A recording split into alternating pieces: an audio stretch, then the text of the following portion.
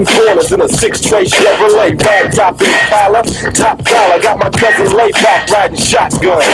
Cause I got the front and back hydraulic hot one juiced up, and I'm itching to hit the switches. Crawling over train tracks, avoiding all ditches. Ice skating on the 20-inch tires. Jacked up the ass and flexed the gold Dayton wires. Now I'm trying to take a risk. Getting geeked up off a compact disc. I went hopping up Crenshaw, niggas ain't loose. Looking for my homies to celebrate the game truth. And they about to throw a cookout. So I'm putting down the Humphrey, sailing on the lookout for CHP. I was a teenage G, so I'm reading the graffiti. The walls say peace treaty.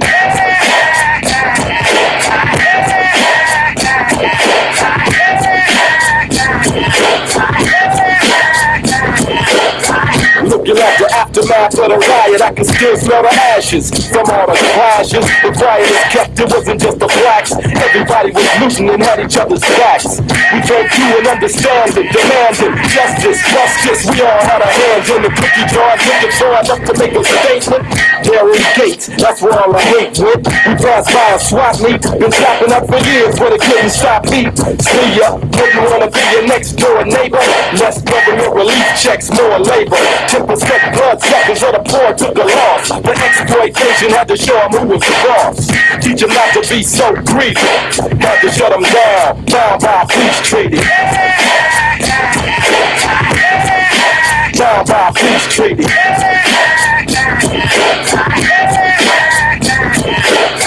Hit the park, bailed out the car and seen blue and red everywhere. Look how strong we are, niggas showing up from this gang and that gang. Nobody set tripping, cause it's a black thing. People just partying, sipping on a cup. Some of the cops in FOI even showed up, seated and booted, kicking it with the most. In unity, soon would be loving all black folks. I heard Solo bumping in the blazer, climbing on the car phone, blowing up my pager.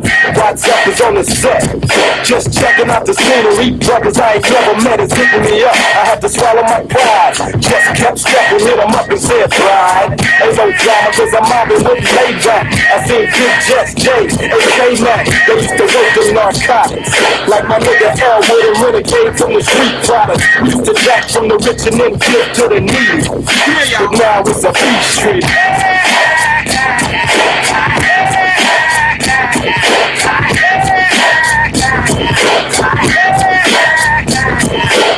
And now the party's accelerating. The whole crowd's bouncing, showing up, celebrating. Ain't nobody busting shots. I bucked in the mic, aka Mo like Watts. And OG, cause he's older. Loving every minute of it with the camcorder on his shoulder. So we can capture the moment and reminisce.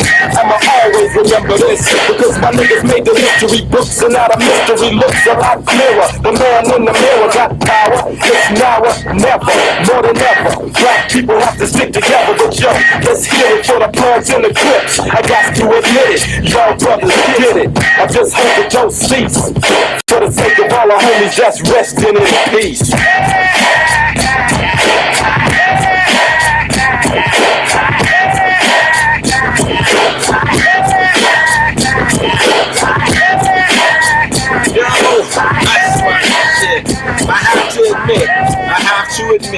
I have to admit.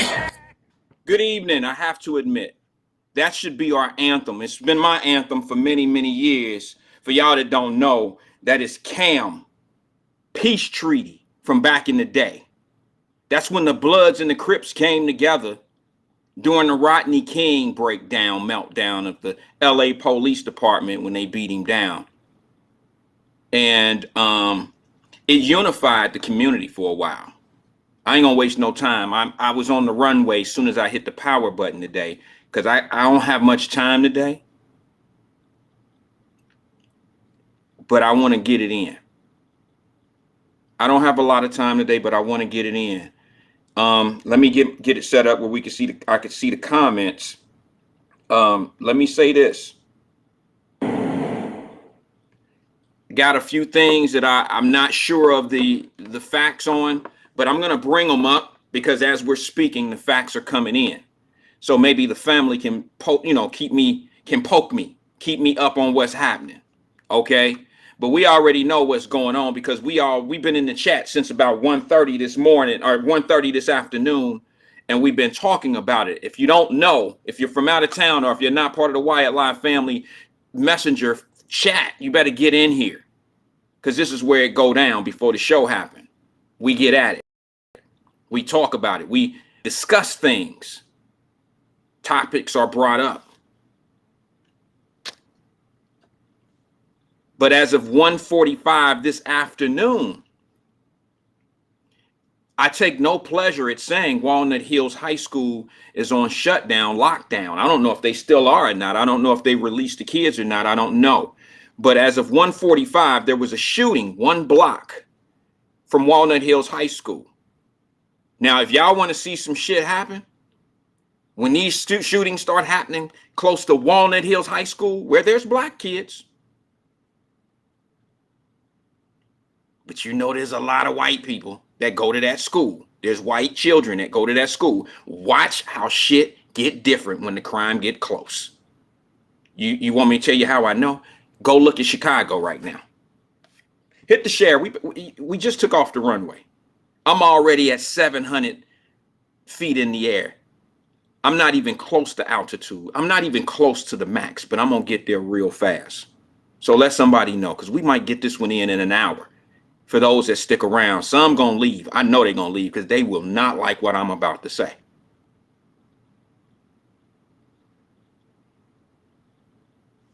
They ain't going to like it. Before I get out of my body real fast, let me say some things. Let me say a shout out. I want to say happy birthday to PC. She's a regular listener on the show. Today is her birthday. We're sandboxes. We go back. I think we met when we were 14 or so. Loretta Gooden. PC, I call her. She's Loretta on here. We go back. Oh, man, it's been... if I told you how far we go back, I ain't even going to tell you her age. She 40 like me. Who said something? I know she loving that today because we turned 40 today, PC. Congratulations. Happy birthday. But I'm going to get at it real quick and easy, real fast. Soon as the shit get closer to the other population, it's going to get different. And then the same chaos agents who never say shit about it, they'll be forced to speak on this issue. They'll be forced to say something. They'll be forced to talk about the crime in the community. We got a 16-year-old student. It's not verified from my understanding that this student is a Walnut Hills High School student. It's not verified that yet. They haven't verified that. So I don't want to speak out of turn or speak out of line about that. But it is confirmed that he's a 16-year-old student. Now, I've been getting messages. Now, I'm not trying to spread some bullshit, but I'm just letting you know some of the messages I've been getting. Some of the messages are saying that since it's in that same area of the man that was killed yesterday in Evanston, that this was his son. Oh, man, that would be horrible if that's the case. So now father is gone. Now son gets shot up in the same area a day later. Yeah, that would be a disaster. But watch how the energy is different now, y'all. I can give you a perfect example. The shit has already happened. Let me adjust this. It's already happened in Chicago for y'all that don't know. See, Mayor Lightfoot is now getting her foot up in somebody's behind because now the shooting is in the district of where people eat lunch. It's in it's inner city, but it's like the OTR. But their version of OTR is their downtown as well. Okay, they have a downtown like OTR that they have their business district and people eat lunch outside. And when them shootings and dinner, and when those shootings hit those areas, now they ring the alarm and they say, oh, this shit has to stop. Watch the different energy put towards the shootings in Cincinnati now that it's touching Walnut Hill students. It's getting close. It's on the doorstep. Watch. And that will prove my point with what I've been saying. These shootings in Cincinnati are not on anybody's agenda. They're not relevant. They're not relevant. As long as it's little black dudes and black girls getting killed in the inner city. And here's the thing. I ain't talking about white people. Y'all can get on me all you want to. Mr. Goodbar is gone. I'm talking about those loud chaos agent ass black folks we got. Yeah, I know. I probably just shocked you with that one. I'm talking about how they're going to have a little bit of egg on their face. Because this topic has never been relevant. You know, I read a comment in the messenger today. You know what the messenger comment said? It said crime is going to happen. I'm just giving up on it. It's going to happen. These kids, these people, we don't have no answers for this shit.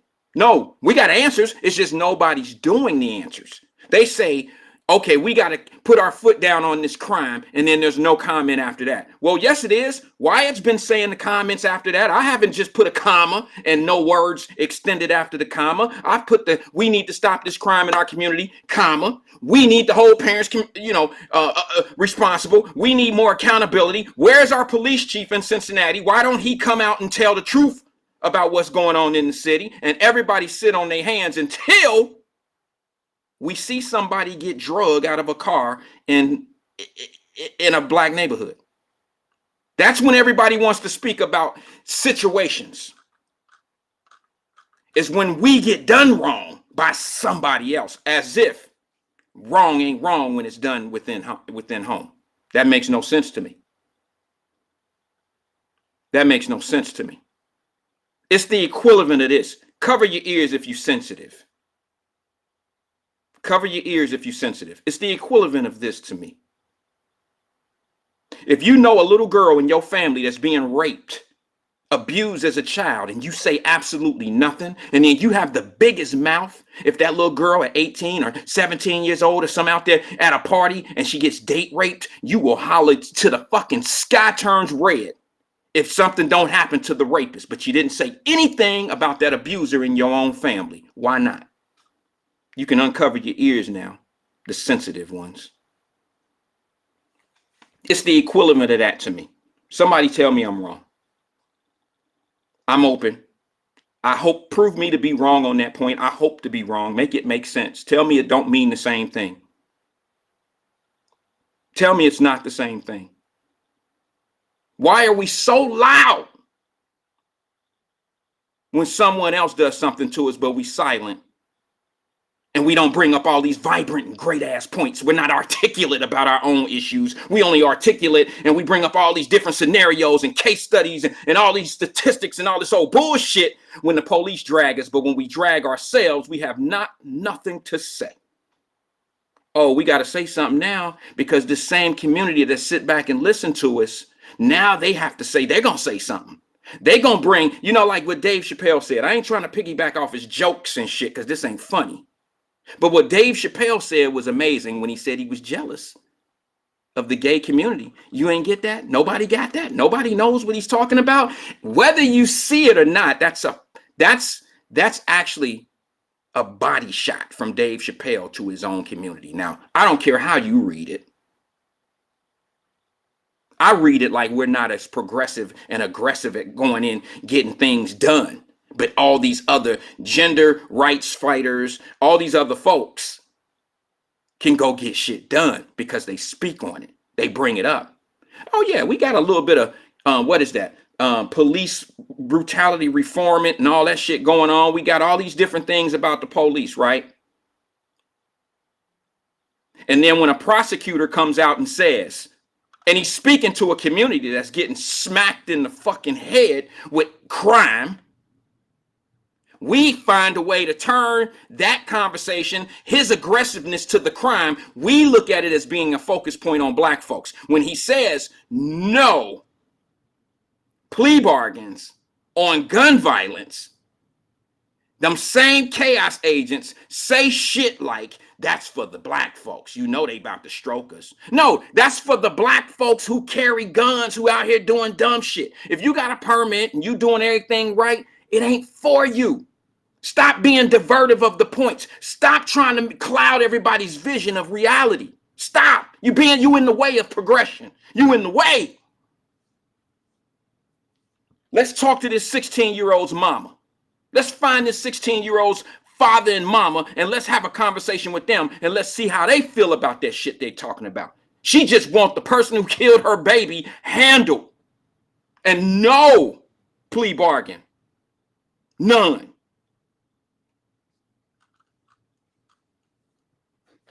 This is ridiculous. Day after day. Day after day. Day after day.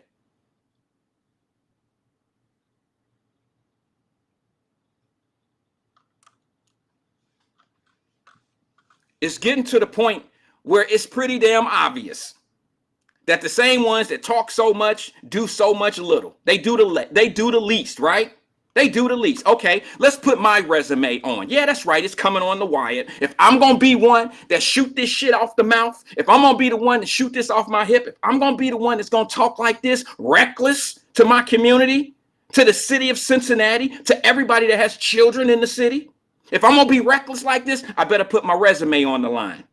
I better be able to back what I say up, because I am a man that lived the way I speak. Okay, I can't say that for everybody. I can't say that for everybody. But I am.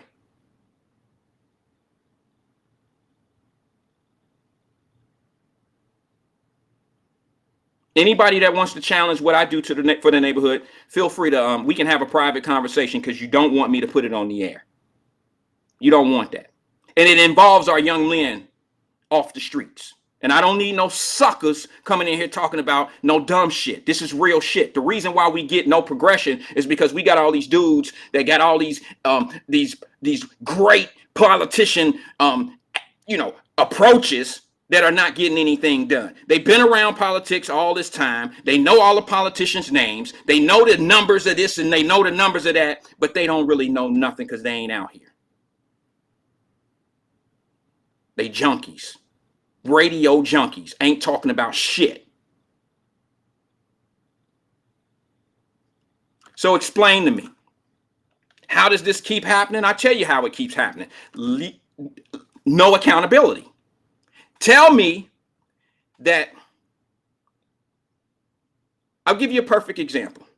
I've said this before and I'm gonna say it again because it kind of proves my point, and I'm trying to draw a parallel to what's going on here. I'm telling y'all, if you ever been around any military confinements, they have children.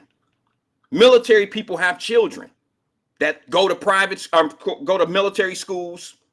May not be a military school, but it's populated by military students, kids. They don't get in much trouble. I'm not saying they don't get in any trouble, but they don't get in much trouble. It'd be bullshit they get in trouble for.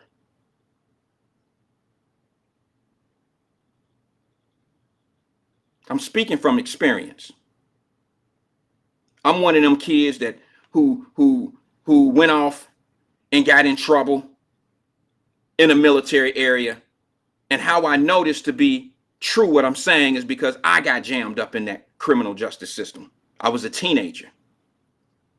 And who held responsibility? Me. That's who. Me. And guess who else got in trouble? My parent. They held my parent responsible for the dumb shit I'm out here doing. If you ever been in the military, you know what I'm saying is true. That's the difference between being out there and being where we are right now. There's no accountability out here in the real world. There's none. There's none. And the reason why parents could just let their kids go off and be all they can be before they even old enough to be anything is because a parent is too busy hustling, trying to, and I mean hustling, they may have a job, they may be doing whatever they're doing to put food on the table. I understand that, trust me. But the last thing you want to do is provide food on a table for kids in your home that you're not paying attention to. Because you know what happens? Eventually you're going to remove, you got 4 kids, single mom, working her ass off. I understand that. But you got 4 kids. You don't pay attention to them. You're just paying attention to getting the bread to put the food on the table. A year later, you have to remove one of the plates. The oldest son is in trouble. He's gone off to 2020. And then you got to add another plate because one of the teenage girls is now pregnant. We're not paying attention to our kids. We're focused on a lot of other things. We focused on making sure everybody got food. We focused on people having clothing. I understand that. But we need to get back to basics. And a lot of people don't want to have that conversation. See, this is the type of conversation that make people not like you.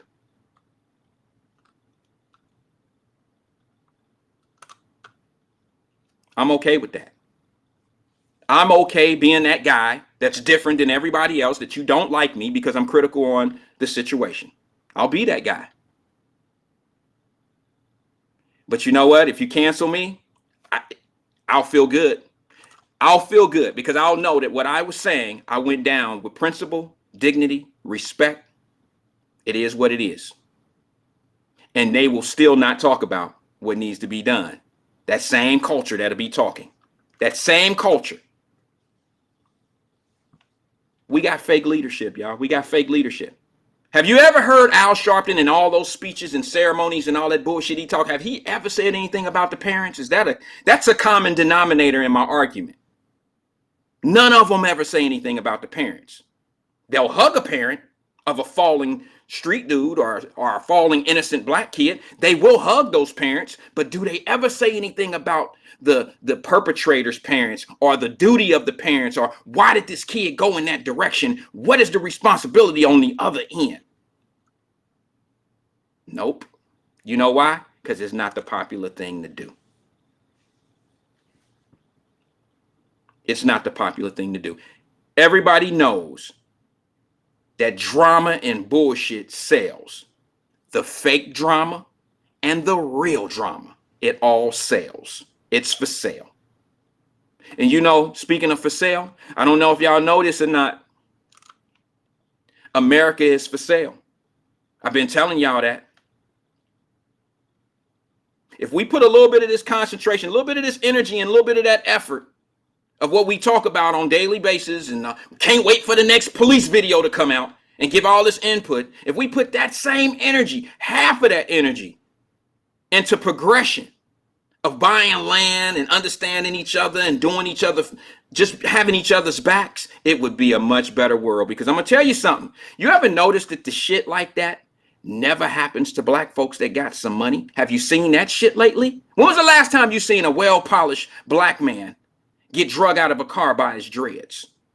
And I don't mean any disrespect to that young man. What happened there, from what I see, is ridiculously crazy. It's stupid. It needs to be handled. But at the same time, I don't know what show it was in Wyatt-Live, we had this conversation. I told you that if we stop being the cattle, they have nothing to slaughter. You understand what I'm saying about that? If we stop being in the direction of the bullshit. Hey, the systems that they cry about, the systems, systematic this and this and that. Why are we in those systems? It all boils down to decisions. It all boils down before a decision you make, which is usually bad. Before you get to that decision, there comes a level of support. See, people that have support make better decisions. Come on now, you know that's true. Do I have the statistics on that? No, but it only makes sense. This is why I say, and y'all gonna say, damn, he all over the place. I don't believe in stepdaddies. I believe in a father. I believe that if a man is not your birth father, he's still your father if he's teaching you manly shit. If he's teaching you how to be a man and he's installing responsibility into you. That ain't no stepdaddy. That's a father. That's a daddy.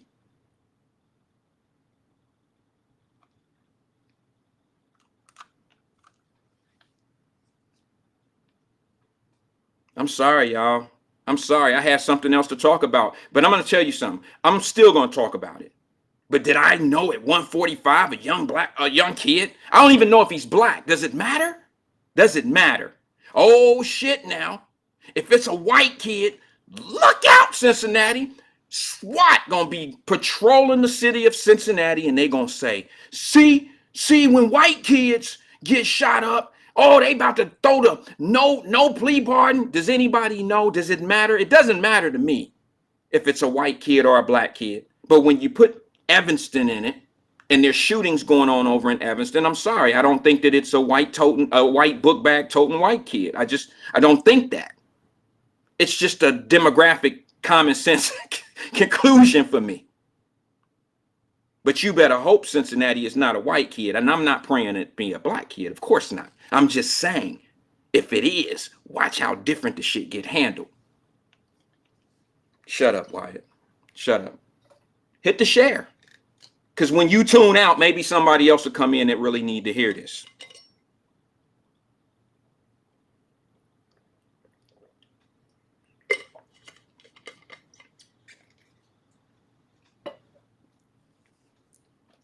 I'm going to go back to that part of what I said about military kids. Let some shit like this go on in a military community where kids that are in the military, well, who parents in the military, all this gunplay and this shooting and shit is going on. You notice you won't see that in the military kids. You know why? There's a form of discipline. They hold their kids and they hold their parents accountable.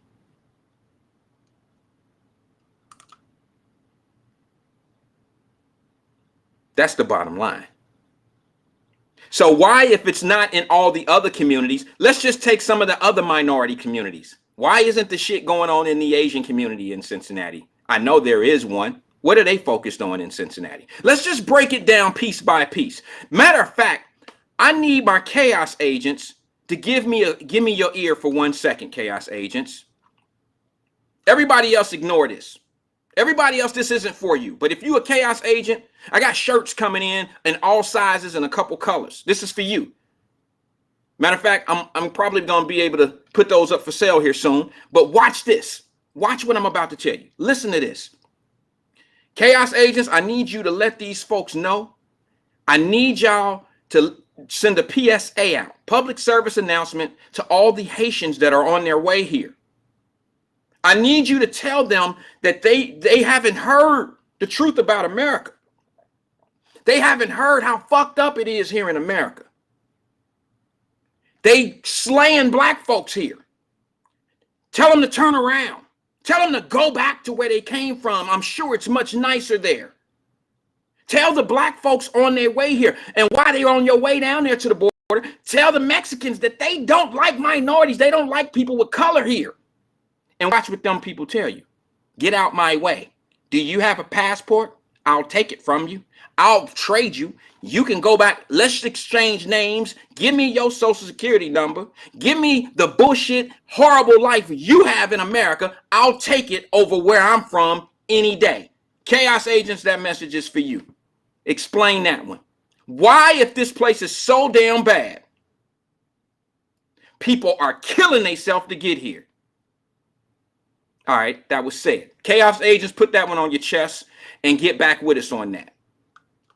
Get back with us on that, because Haitians are dying in the deserts. Mexicans are dying in the desert. Where are black folks dying in America?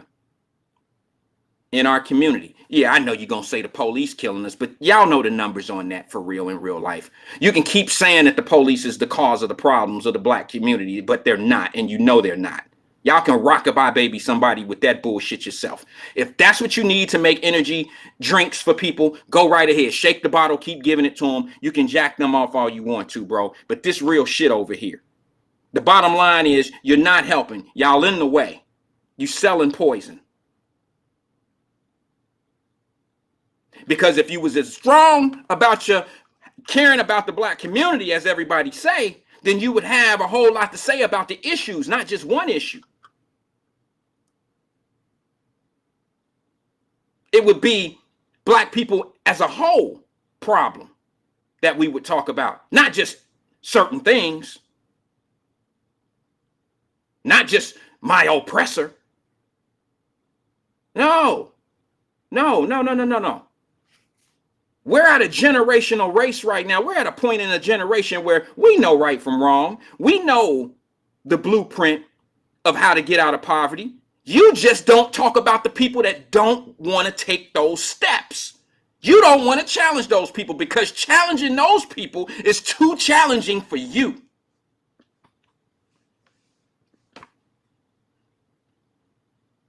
So you pick the easy target. Police ain't gonna do shit to you.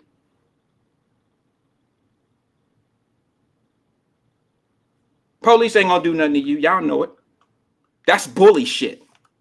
I'm gonna pick on the easy target. I'm gonna pick on the one that I know ain't gonna do shit against me. And then I'm gonna look like a star to people.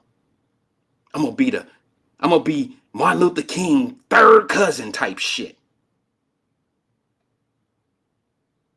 No Malcolm X. I can't even say his name in that bullshit y'all on.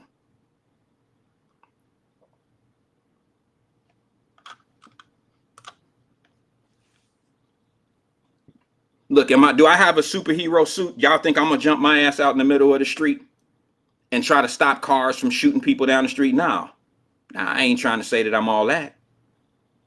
But I will try to intercept the children that are acceptive to that type of behavior. I will try to do that. It don't take a bulletproof vest for that. A 6-year-old, a 5-year-old looking for direction, going to the gym, a boxing gym, going to a whatever you're into, I know my way to get them out. Shit, I only know boxing out. I only know that for extra. I mean, I grew up playing sports and this and that. I support all of that. But at the same time, where do we keep these children away from the influence? See, it ain't no fucking math. This is not trigonometry. This is not trigonometry math. This is not that. It's an easy solution. It's just a matter of the solution is easy, but putting it in place is the hard part. And that's why we're not doing it. Because number one, the first thing you got to do is probably knock on somebody's door you don't want to knock on. My grandmother did it. I told y'all about the lady who OD'd next door to me, and I seen it for the very first time in my life. I seen that. I don't know, what was I, 7 or 8 years old? My next door neighbor, she dies on her bed, shooting up. She ODs in her apartment. My grandmother bring me in. We thought the lady was just, she always fell asleep and shit like that and left the little kids, 2-year-olds running around with no shoes and no clothes on and shit like that. So my grandmother said, let's go over, Randy. We want to check on her. And she over there passed out, baby crying on the bed. One of the little 2-year-olds running around and the other one sitting in the chair eating cereal or some shit, watching TV. They mama dead in the bedroom because she shot up. I experienced that at a young age. I seen it. Now, my grandmother took that hard. You know why she took that hard? Because she said, I remember her telling, I think it might have been my uncle, because, we all lived in the same house. It was 3 adults and myself, all in a 2-bedroom apartment in Laura Homes. That's how it was back in the day.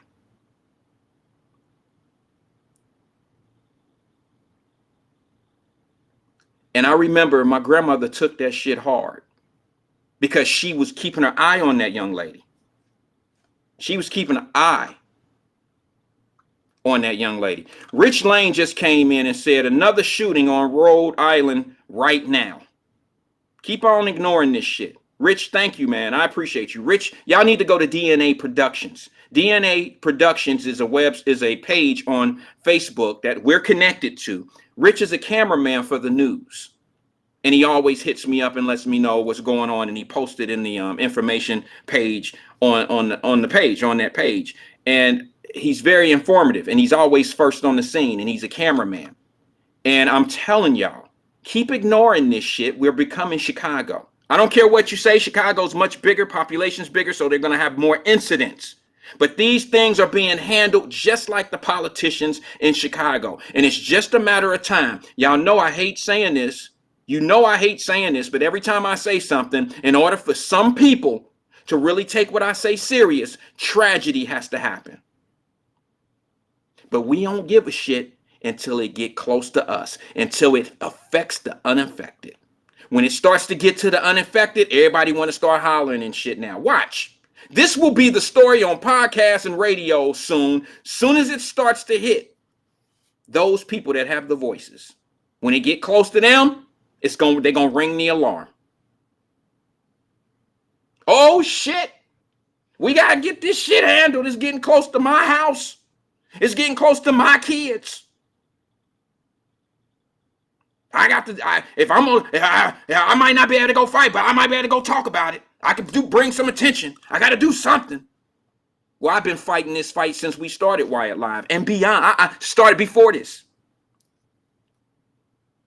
Nothing's changed on this end. Same giving that was given before Wyatt-Live is the same giving that's going on right now. I just added some podcast flavor to it. So I love it when those chaos agents call me soft. I love it when they call me whatever they want to call me, coon and all that old shit, because here's the true meaning of a coon. A coon is somebody that slows down progression for his people. Maybe my definition is different than theirs.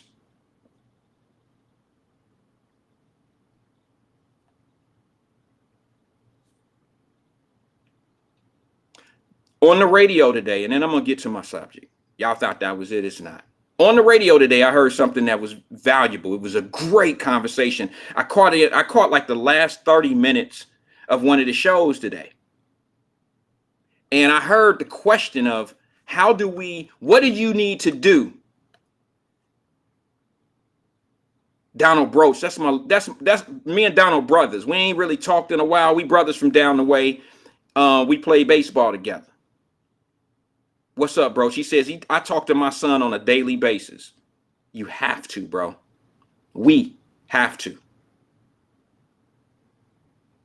Said he just turned 15. And here's the thing, Broach.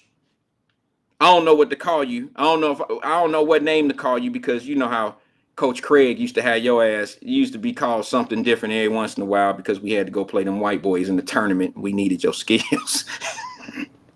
Bros know what I'm talking about. I'm sorry. We old now. We can put it out there, right, bro? Coach Craig. Bro, hey, we was going to win. Shit. We was winners. Broach played for OIC with me back in the day. Up in the Fay. We played downtown ball together. We played Fay apartment ball for OIC. We was just ballers, bro. We was ballers. I remember I hated on Broach one time. It didn't happen. Like, we didn't say hated, but I was mad at your ass, bro. Because you know, coach at OIC had my ass pitching every game. You didn't play so much baseball, you will never remember this. But do you remember I had to pitch every fucking game, bro? And I got rocked one game, and Broach was like under his breath telling everybody, man, this nigga Randy ain't gonna be able to do it for us every game. Damn, and you don't know how my arm was feeling, Negro. I was young and my arm was about to fall off. I didn't want to pitch every game, Broach. I've been wanting to tell your ass this for 20 years. I love you, Broach, man. None but love, partner. None but love, man. None but love, bro.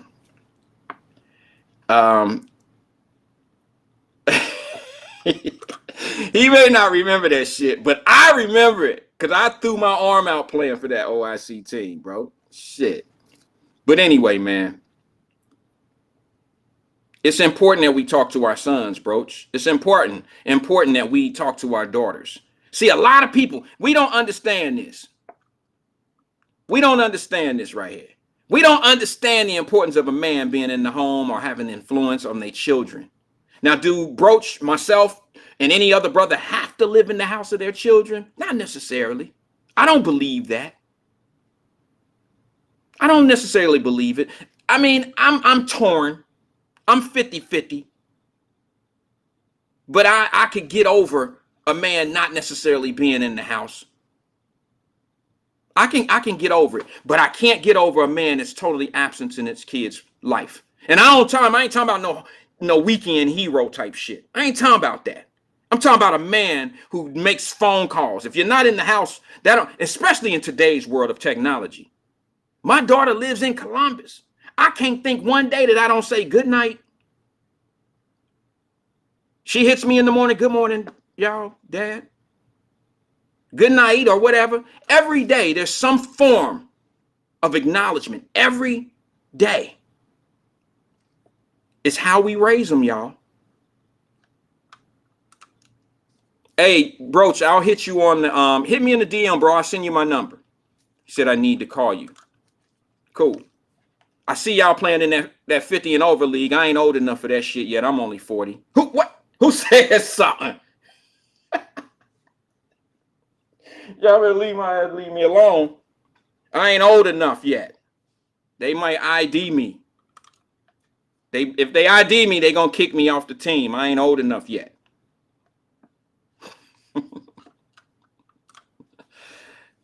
You got a uniform that'll fit me, bro? I could come play. But listen, let's get at it, man. Let's get at it.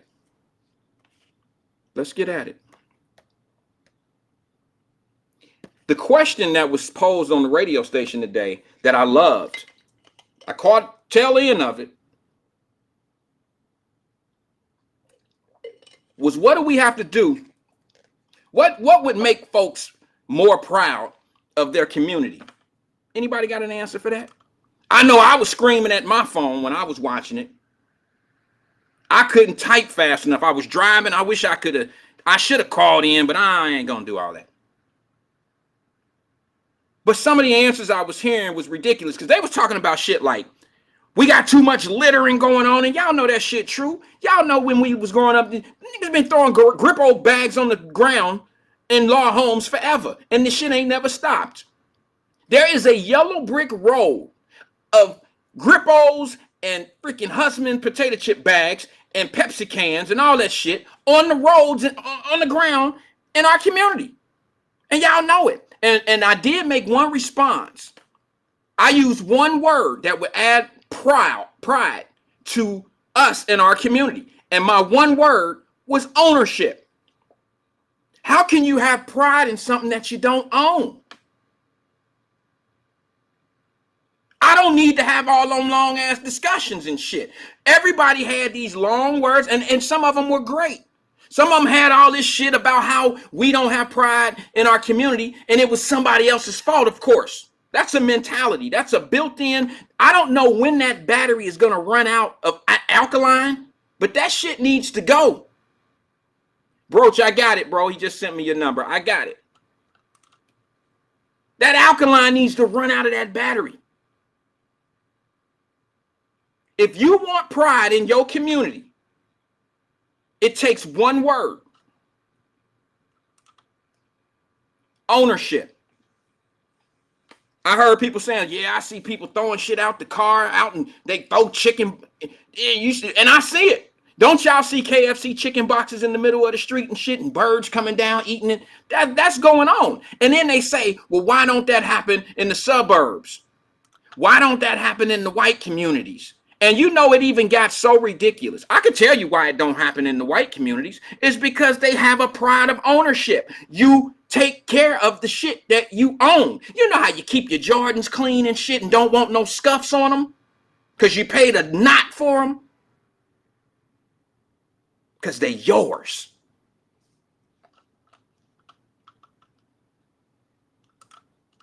They're yours. You know how brothers keep our cars clean? We can have, you know what? We can have a car. Now, I know I'm about to show my age, but we can go buy a Bang Bang for $1,500. I know them don't exist anymore, but this just follow me, okay? This is for the freaking argument. We can go buy a Bang Bang for $1,500. You'll put $3,000 worth of rims on it and a $2,500 stereo and keep that piece of shit clean. You even put the fucking, the turtle wax on the rust. I'm going to shine my white walls. I'm going to shine my chrome rims. I'm going to shine my little bit of paint that I got on this rusty motherfucker. And then I'm going to shine the rust too. And I get my paint job later. Y'all know that's us. So call me what you want to call me. What am I? Stereo, what's that shit? What do they call it? Stereotypical. What do they say? You stereotyping people? Fuck out of here, man. Stop that pretending like I'm trying to be like these people that talk about us. Get out of here. Listen, you know why I don't listen. You know why I'm not over here tripping about the John Gruden situation? Do y'all know what's up with John Gruden? Well, he's a coach, who just messed up $100 million of his money because they seen his emails. He said some shit that we know people say. But I'm going to be honest. I ain't with him. I ain't none of that shit. He can go. I don't care nothing. John Gruden don't do nothing for me. But let me explain something to you. I don't give a fuck what John Gruden said. You know why? Because niggas say the same shit about white folks, just differently. I don't care. Here, listen. He can't influence my life. I don't care. Okay, to the point where I'm trying to get somebody canceled. I don't believe in that. I don't believe in that. I don't care. Let me tell you why I don't care. Because we do the same shit. Oh, here come the chaos agents. I open the door up for them to attack me. I opened the door up for them to have an opportunity to say, see, I told you Wyatt be tripping. He on that Dick Cheney or whatever they want, whoever they want on the Republican side, and I'm a white boy. But you know what? Here's the thing. I can guarantee you anybody that wants to challenge my blackness, I can guarantee you they couldn't hold a candle to my blackness. I can guarantee you when it comes to the support of my community, I can guarantee you. So I'm over that. I'm over that argument. I don't pay it any attention. I don't let it bother me. But the truth of the matter is, we have this thing about, we think that white people be at home talking about us. I mean, we do. Tell the truth. Tell the truth. Like, they plotting. Like they really be talking about us, you know, like we talk about them. See, that's what happens when you have a cynical mind. This is what happens when a person, listen, I know I'm going to say something that's going to sound crazy, but I don't trust nobody that don't trust me. I got friends that I would have done anything in the world for, but when they turn me like they don't trust me, oh shit, we're not really friends. How can I trust somebody that don't trust me? That's something you need to think about. How can I trust an individual that don't trust me? That means what they think I'll do to them, that means they probably will do that shit to me.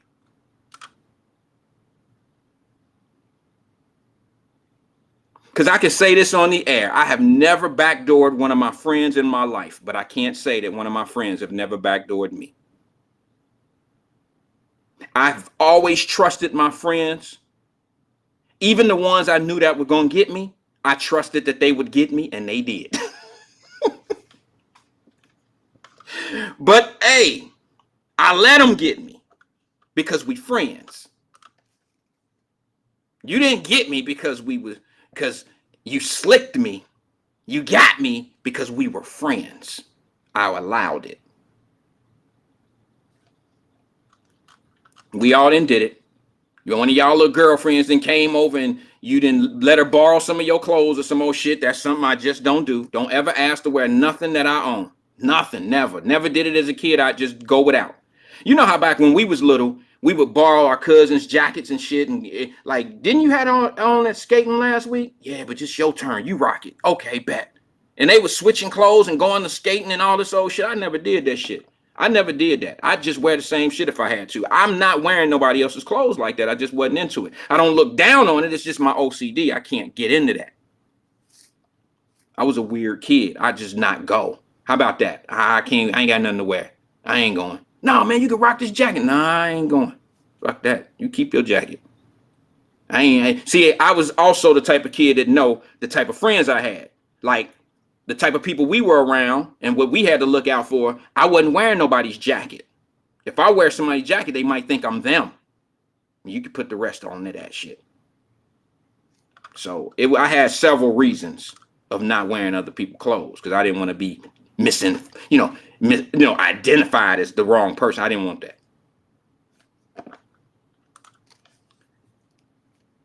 But that question came up. And it was this. It said, what would make folks more proud of their community? And I had one word to say, and I said ownership. I listened to all this information. They were like, well, why don't white folks do their communities like we do. You don't see potato chip bags and all this old shit. And I'm about to tell y'all the craziest shit that I heard when the white folks community came up. Y'all know, And see, what I don't understand is when we as African Americans, when we get to a certain level, or when we avoid certain situations, or when we make different decisions, or when we live in certain areas, we trying to be white. So what does that say to an individual who's not doing those things or making those decisions? What the fuck are you trying to do? Be black? That don't make sense to me. When you're trying to be better than you are, you start at a point, you elevate. What does being white have to do with an individual elevating, no matter what color they are? See, that is a form of coonery myself. I mean, as far as I'm concerned, myself, the way I think, that's a form of coonery. If you want to call somebody a coon, I call people who say, you trying to be white. What the hell does that mean? I'm trying to be somebody that you consider to be better than my current condition or situation, so you think they better. Because that's your perception of getting better, is being somebody else. I mean, that doesn't make any sense to me. I can't even put my mind around that. Who the fuck says that shit? Now, we did as children, we didn't know no better. You have good vocabulary, oh, you talk like a white boy. We all done said it, or I've been told that. I know I've been told it plenty of times, and I didn't realize that I didn't really talk like a white boy till I started going to white schools. And they let me know how much I didn't talk like a white dude, all right? My sentences and shit wasn't quite like theirs.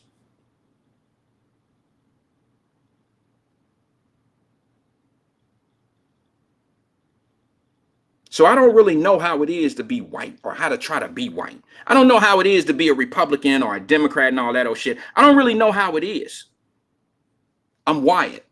I'm myself, and I progress at the level that I need to better myself and my family and anyone around me. That's it. I don't let any parties program my mind. You know what I'm saying? Political parties, I can't let them, put me on the Frankenstein table and make me into something that I'm not. I can't do that. Makes no sense to me. Granny didn't raise no kid like that. Granny, mama, they didn't raise that type of individual.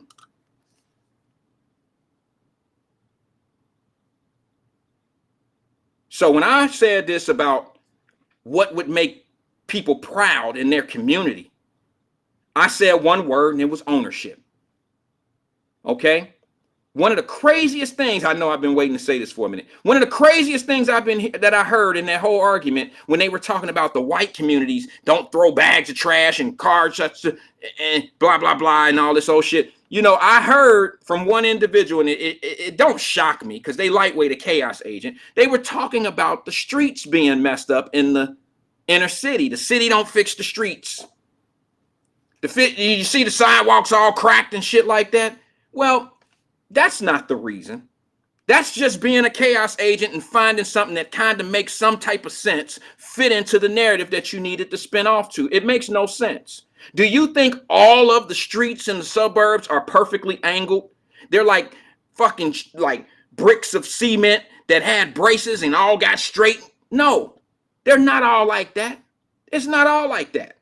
Some of them been redone, because when you invest in property, you also get the surrounding area invested. That's how you keep value in your property.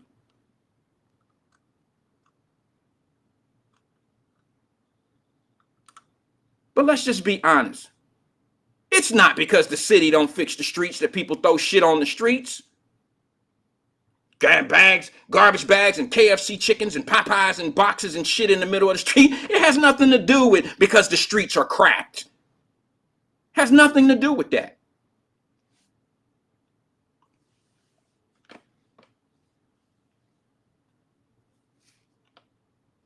I'll bring this to your attention. I'll prove it. I'll prove what I say to be true. Cincinnati Metropolitan Housing, 15 years ago, maybe 12. I'm sorry, I'm trying to get the years right. I'm doing the math in my head. Probably about 15 years ago, did this thing where the government gave them a grant to do a beautification amongst their properties right here in Cincinnati. It was called the beautification plan. Okay. How is that shit working out? They wanted to improve the properties to make them look like you should have pride in them. Is that stopping the shooting?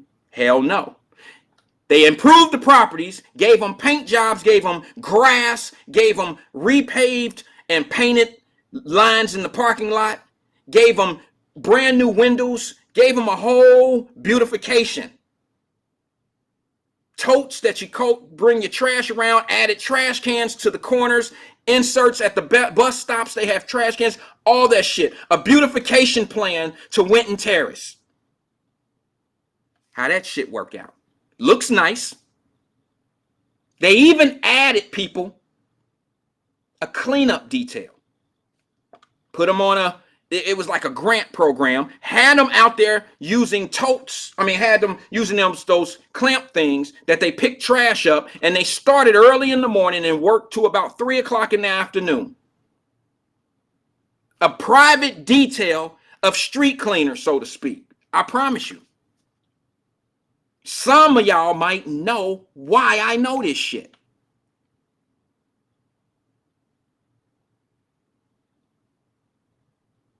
I seen it. And now that I think about it, it was probably more like 20 years ago. I'm doing the math in my head. I was off. It's 2021.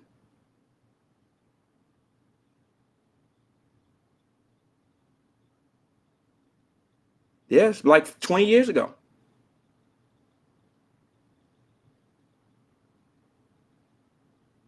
Closer to 20 than 15.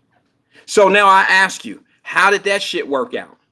Because they're not throwing trash on the street up there. They spent millions of dollars in Winton Terrace on a beautification. Now, I don't want to single Winton Terrace out because they did the same thing in other properties.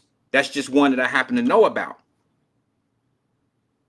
Millions of dollars went into improving the streets, replacing sewer toppings, paint jobs, line paintings, added trash cans, added a cleanup detail, and they were residents of the apartment complex that worked this street detail, that worked the cleanup detail. Residents trying to build pride, add jobs to the folks. How did that shit work out?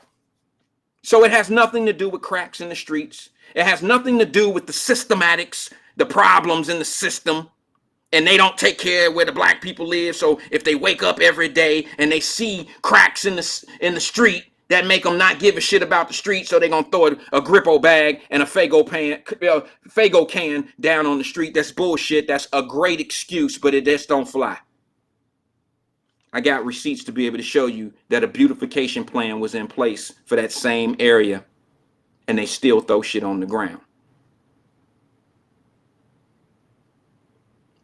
But I can tell you this, for argument's sake, let's just say everybody up there we had a blueprint and we had a plan, and Winton Terrace was ours. And everybody that lived in a unit up there was ownership. It was a form of ownership. And they could pay their mortgage, and they would see how their investment of their payment is building equity. Then you have a different sense of pride, because every time you make a payment, you're building equity in something. And you have a different mindset. Hey, man, get that shit out my grass. Don't have your dog shitting in my grass. Hey, man, pick up that damn trash over there. Pick that up, man. This is my yard. Different sense of pride. See, these are the conversations. We don't have them. Now, I could be a chaos agent, and I can sit here. Trust me, I can write a sermon, and I can make it somebody else's fault. But I wouldn't be doing this right. I could do it, and we'll have 500 people, 600, 700 people watching right now, and I can break down why it's Metropolitan fault, it's Metro fault, that the bus stops are too close to where they sell dope, and I can make it sound like, yeah, it's their fault, and totally pass over the fact that dope is being sold right across the street from a bus stop. I could flow like that. I probably could get away with that. Why would I do that? I would be totally that person that I'm telling y'all not to fuck with. Sorry. This is all about self-accountability. Everything that's going on, it ain't got nothing to do with City Hall. It ain't got shit to do with Joe Biden, Donald Trump. It ain't got nothing to do with the first black president. It ain't got nothing to do with none of them cats. This is all about how we're being raised. The value of life. If you don't value your life, you sure in the hell don't value no one else's.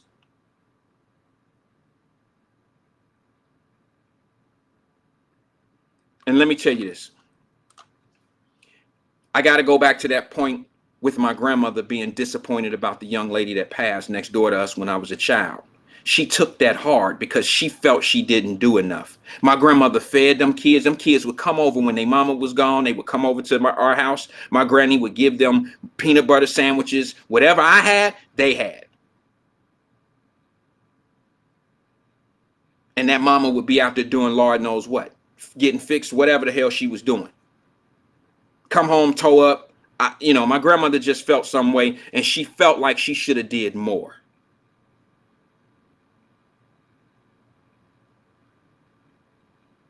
And y'all know people like this. And I'm talking about those people that are out here being a problem and we don't address it. We don't talk about it. Y'all know everybody that's selling dope.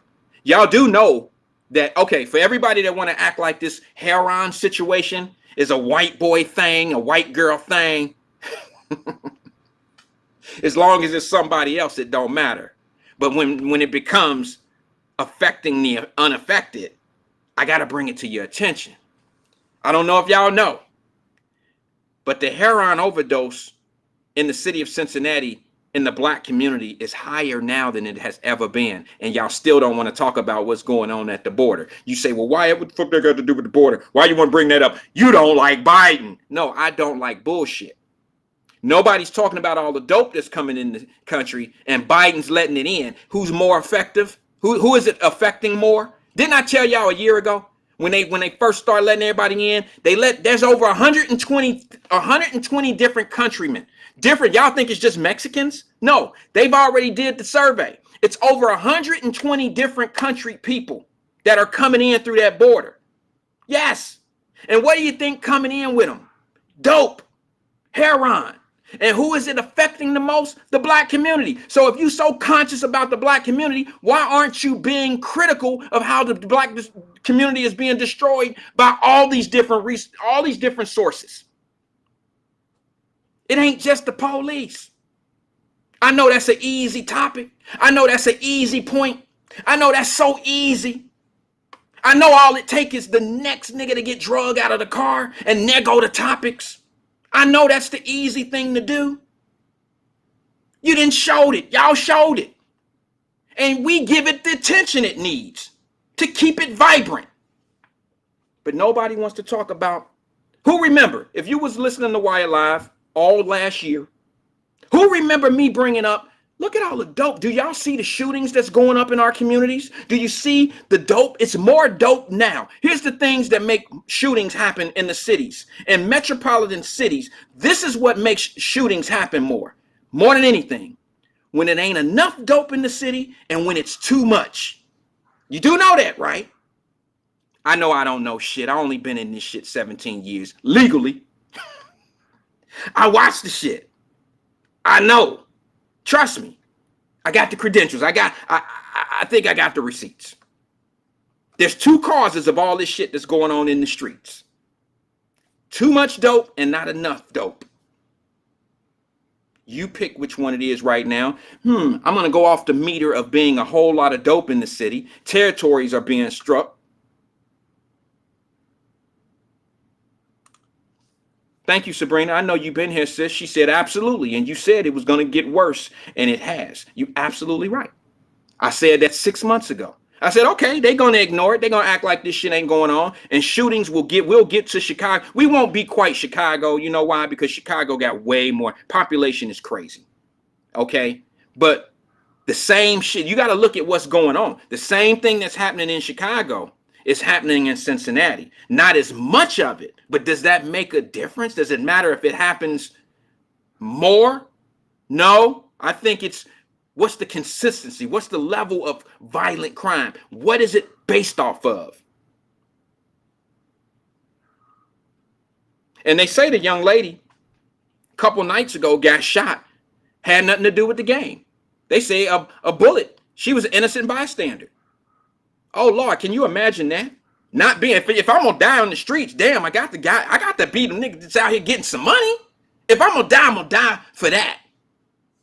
I don't want to be out here going to Walmart or some shit and get shot because two gun players out here shooting across Walmart and I get caught.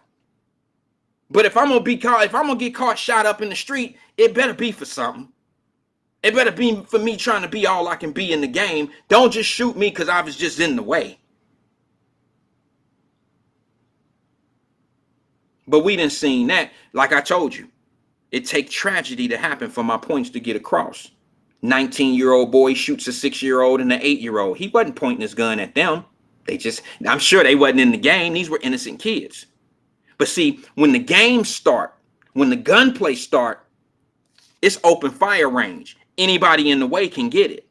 Ain't no, wait a minute, hold on, pause. Hold on 1 second, man. Put the game on pause like you do from some fucking video game. Put the game on pause. Hold on 1 second, y'all. Let the kids cross the street. Where the cross guard? Get these kids out of here before I...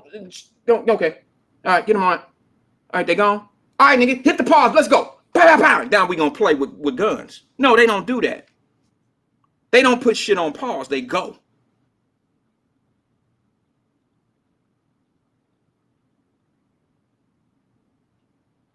And all we talk about is everybody that's out here getting shot got something to do. The shit, they had it coming. I know a few that did.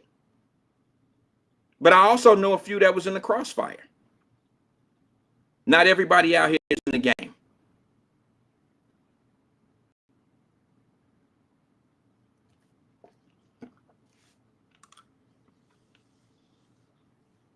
You ain't got to listen to me. You can listen, but you ain't got to pay attention. I want to be wrong. But now we coming up on the time frame within another year. And what did I tell you? Now, here's the other thing, and I'm not going to stick on it long. I just want to put it on record once again. I've said it several times, but I want to say this once again. What I want to tell y'all is get ready. $6.9 billion went to the Afghanistans that Joe Biden signed for humanitarian money for them to live in America and do what they need to do. Now, what's going to happen is this. Watch how they progressively float through America, and you're going to be like, damn, did you see all those Afghanistans that go to University of Xavier? Did you see all those Afghanistans? They already got a ton of people. They've been doing that. They get their education here, go back to their country. They get what they call those visas. They come here, get their education, come here, they work for a little while, and they go back to their country. Some of them did that and got citizenship here. That's why they were able to come back to America. We slow. We sitting back talking about police violence and shit. I don't think they give a fuck about police violence. I don't think Haitians, and I don't think Mexicans, and I don't think any Cubans, I don't think they care about the same problems that we've been yelling about for 20 years, 30 years, 40 years, let's just say 50 years. I don't think they give a shit. I don't think they heard y'all, chaos agents. I don't think Haitians and Mexicans are listening. Somebody get their ass down to them borders. Maxine Waters, you was down there talking about you wanted your show. You wanted your show while you was down there hollering about Negroes, Haitians getting hit with whips down there. You had your 5 minutes of camera on that shit. You look like a hero for us. You was down there yelling that shit. You should have let them know while you was down there to turn their ass around. It only gets worse. Shit. You should have told them, don't come here. Matter of fact, we being held hostage. Don't come to America, Haitians, Mexicans. They don't like nobody with no skin color here.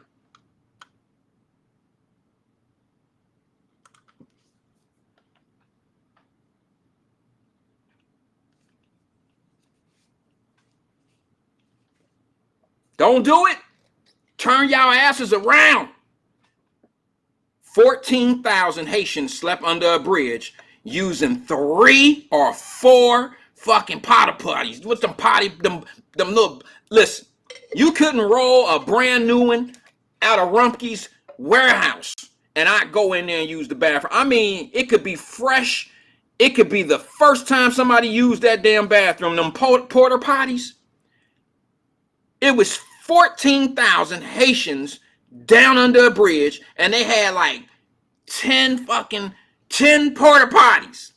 You had 300 pregnant women, 30 babies born at that time. You had people washing up in dingy, dirty ass water down there. And they walked miles to get there. And didn't nobody go down there and tell them the truth?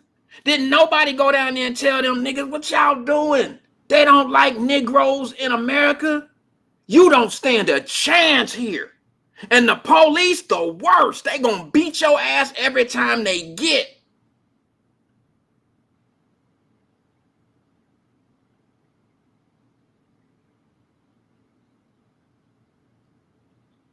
And then they look at people like Kanye West on TV or on their videos and their cell phones and shit, and they say, man, I don't know about that. I see Lil Wayne. I see Kanye West. I see these people. It look like they doing all right to me. Plus, I'll trade an ass beating from the police based on getting my ass beat by my government every day. I take those ass whoopings over all that opportunity that you get there. And if you, Mr. U.S. black man, don't want to take advantage of what you have here, sir, ma'am, I will take your place. How many lazy black immigrants have you ever ran into? Let's be honest. I don't know one.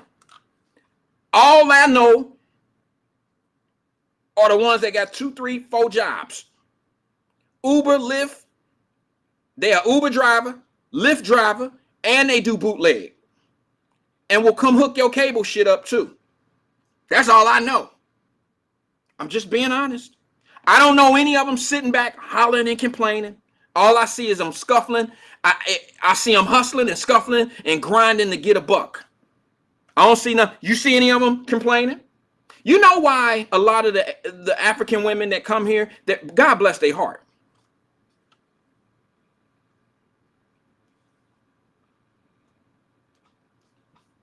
God bless their heart. The reason why they come here and don't really say anything to us because they think different about us. They think different about us.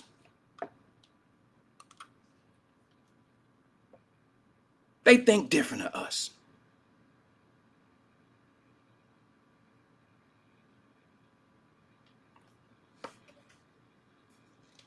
Trade with them, chaos agents. You complain about the politics. You complain about everything here. Trade with one of them. They'll take your spot here any day. Train them. Train them to think like you and see how far that get.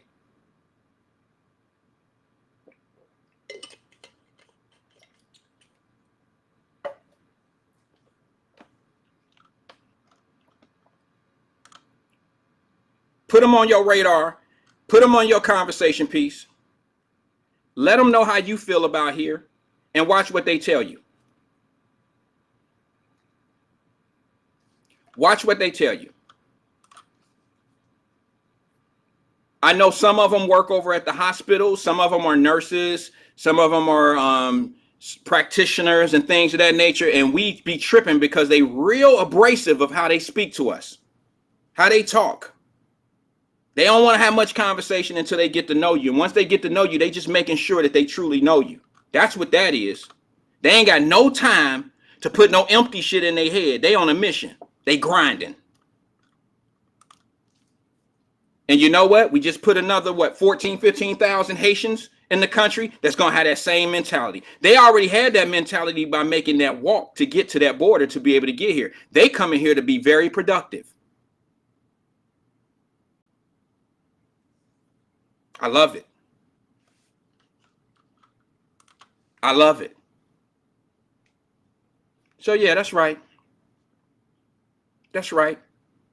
And listen, for the chaos agents who may be listening out there, keep on listening. I love it that you're here. I love it that you're here. But if you think the opposite of what we have, just do your own podcast. Do something and say what's already been said, and let's see how that shit is working out. I love it. But nobody will be able to take this away because guess what? Just think about it. Don't you feel that we need a couple different perspectives of what's going on? Don't you think that's right and fair?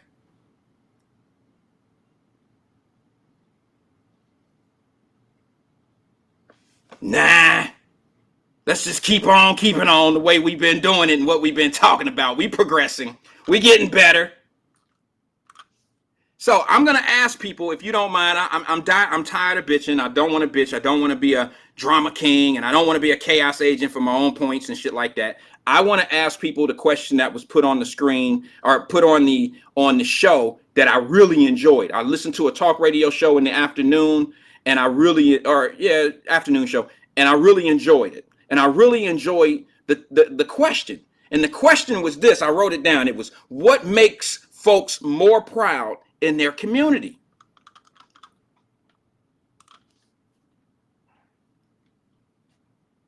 Somebody please help me with that. Some people probably already answered it, but I'm already through the comments and I probably passed up some of those good points. So if you could say it again, I would love to read it. I only have one word that makes, I feel, in my personal opinion, that makes me proud of where I live. And that's ownership. Everybody else may have something different. Some may say, well, shit, I like the fact I got 2-car garage. Or some of you ladies, let's be honest, you love your rose garden. You love the fact that you can plant, you got enough land or you got enough area where you can plant something and bring up those pretty flowers. It's a beautiful thing. Or you can do your garden. Some of us got a little bit of that. Some of us got a little bit of that South in us still, right? Right? And we like to grow our own fruits and vegetables. It's a beautiful thing. Shit. When we was in the Faye, Crystal, remember in the Faye? I'm about to throw it back one. I'm throwing one back. Remember in the Faye, Crystal, you had Beanie and them? I don't know if you remember Beanie and them. How could you not? Beanie and them had a big ass watermelon. Like they were growing watermelons back there, yo. The first time I had ever seen a watermelon garden. And they would grow their own tomatoes and fruit and vegetables. And it was amazing. And they would go out, their mom and the dad, they were a big family, huge family, and they were the only ones, not the only ones, because Crystal had a mother and a father as well. See, y'all got to understand something. I'm from Law Homes. That story I told you yesterday, a little bit different. I told you I graduated. Faye Apartments was how should we say this, Crystal? How should we say this, babe? The Faye Apartments was the hood suburbs. Yes, front yard, backyard, and you had a few friends, sprinkle of friends that had a mother and a daddy. Crystal happened to be one of them. Beanie and them, who had a large family, they had mother and father. It was different. It was where people were going. I don't know if this is true for everybody, but most of the friends that I had in the Faye, we were starting to go more into a family-oriented type of situation. And there was a different sense of pride amongst us or something. I don't know what it was. I ain't saying we was better than nobody. I just think that it was a little bit different. It was a little bit different. You did have a front yard and a backyard. You could do a garden back there. You could do things. Everybody didn't have a big yard, because my backyard was like the fence was right there. Like it was real close. And then you look over the fence and there go Moosewood. It was crazy as hell. But it was a little bit different. But do you remember that, Crystal? You probably already typed it in. Wyatt, this conversation was needed. Well, thank you, Crystal. But I'm asking you, maybe you already typed it in. Oh, yeah, you got a lot going on. Oh, yes, you say you and Beanie still talk. Good. You remember they had a huge family. But I love the fact that they had that garden back there. Let's see, where you at? Oh, there's Crystal Smith. Yeah, there's a sister. I love talking to her. She says, community that looks out for each other the way your grandma did. Absolutely. Y'all know we did. Listen, I ain't gonna lie. The Faye had more snitches. Because look, up in the Faye, they had these security guards that rode around in cars, and they thought they was the police, but they wasn't shit. But here's the thing. People would tell on your ass if you was doing something, and they wouldn't come to you, they would go to them security guards. And you would end up getting a note, and then your mom and them knew what you did or what was going on with you. But that was the community trying to keep things right and tight amongst each other. That's what it was. That's what it was. You remember them little raggedy ass cars with the yellow lights on top of them, Crystal? Had that big ass sign on the sign that said security with a badge. We used to trip out. As a matter of fact, we threw rocks at it a few times. But, you know, they kept us in order, and we played sports and football in the middle. And, you know, they let us get away with some of the things that were against the rules. But we all did what we did, and they allowed us to do certain things, and it kept all the kids to be kids. It kept children being children.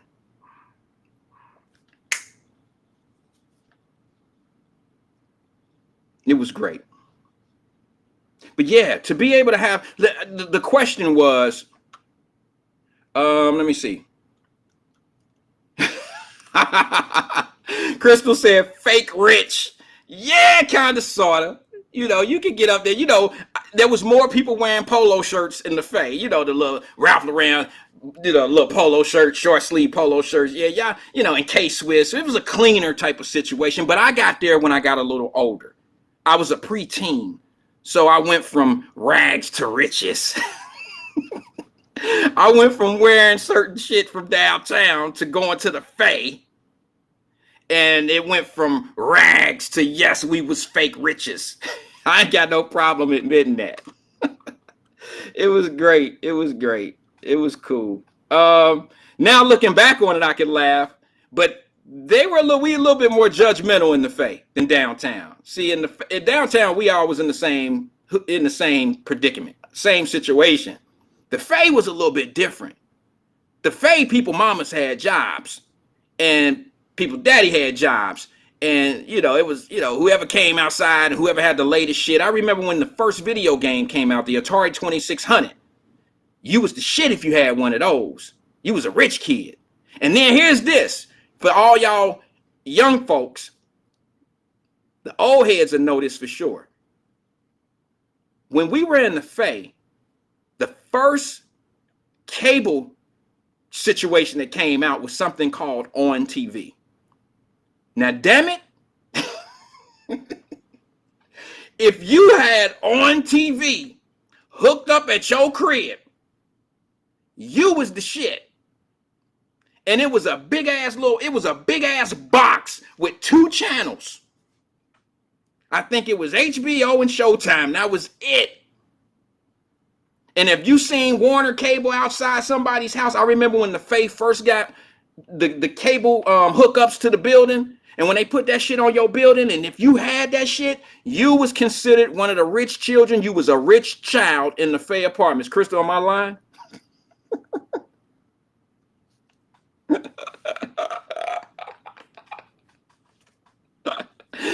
Hey, and if you had On TV, and then when Warner Cable came out and you had that that little box and the string, the cord on it, you could drag it to the couch and hit the buttons, and it was shit.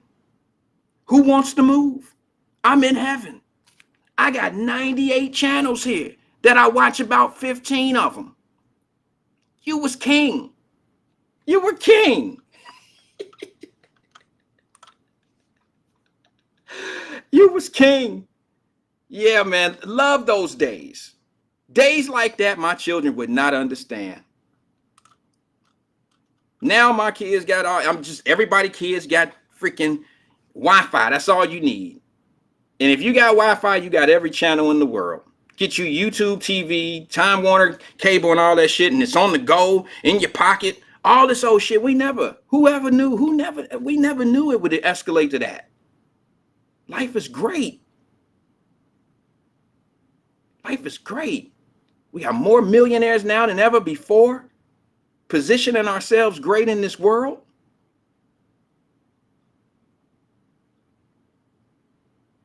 All the pain and suffering, we try to pass it on to our children so they don't have to go through what we went through and see the things and that we went through. It's a great thing. So I got to ask you, I'm back to that question. She said, I'm so back in my, oh my God, I'm so far back in my comments. Crystal I'm just seeing Crystal's comment that says, yes, I remember our security. And that was 10 minutes ago. I'm so sorry, y'all. Let me go down. She said, yeah, I got to put this one on there. She said, y'all were West Side bougie. Who said that, Crystal Smith? Where you grow up at? Where you go? Y'all had it too. I'm sure I didn't go to other. I'm sure Bond Hill probably had it before we did. I don't know if you grew up there, but I'm just saying other black communities, suburban, real suburban black communities had that shit before I did.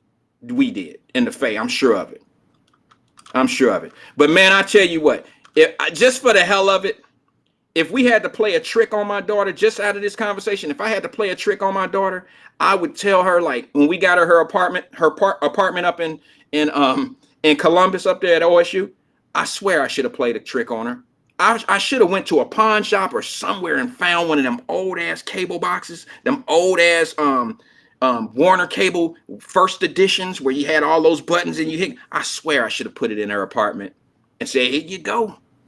She would have had a fit. What is this? What is this? It was my life. That's what it was. That's what it is. Oh, Sabrina says, tell it on TV was it. Y'all know it. All 2 channels. Shit. All 2 cable channels. It progressed real fast. It progressed real fast. Let me see something. Let me try to see if I got anybody that's really trying to participate in the question. And the question was, I got to go back to it. What would make folks more proud of their community?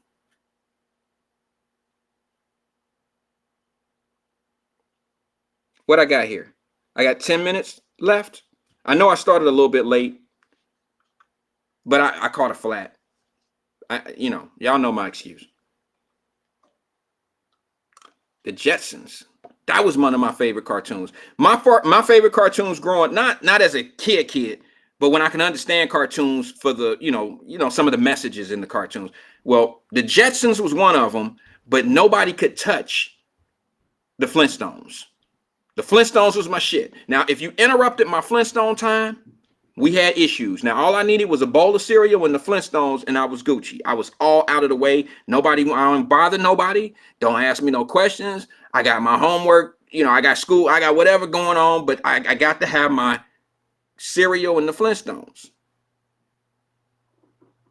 And then, of course, Conjunction Junction on the weekends. I'm sure we all know that story. Conjunction Junction, what's your function? You know how that shit go. And then, of course, the superheroes. My favorite growing up was the Legion of Doom and Superman, all the regular shit, all the boy regular shit. Now, y'all know where I'm going when I say that. Oh, it's going to get worse. What's going on with these superheroes today, man? We should have seen this shit coming when Robin and Batman was rocking them tights. We should have seen this shit coming. I don't know why we acted like we didn't see it coming. Why they had to have that shit on? Why couldn't they have some baggies on or something? Why they got that tight? Superman wore that shit too. And here's the thing. Superman didn't start getting cut on real life movies until they found the Christopher Reeve dude, and he wasn't all that cut. Did y'all remember seeing the Superman back when we was kids? He was fat as hell, wearing them tight ass grabbers, and you could see everything he had in the front. I'm like, this is TV. I'm a child. I don't want to see this shit. I remember. We should have seen this shit coming. Now all the superheroes got a gay sidekick. What the fuck is this?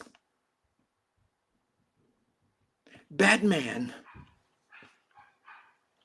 Sugar Robin. Stop.